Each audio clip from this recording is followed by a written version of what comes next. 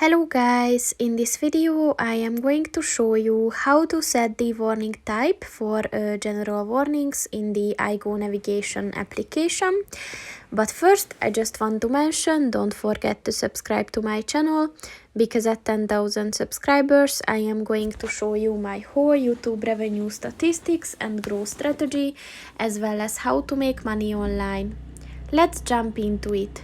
First of all, open the application on your phone and then click on the three lines at the bottom of the page on the right.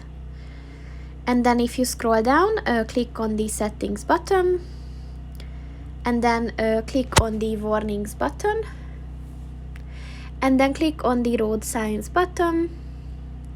And once you enabled the road signs section, you can click on the general warnings button, and if you click on the warning type, then you can just choose the mode that you want to use.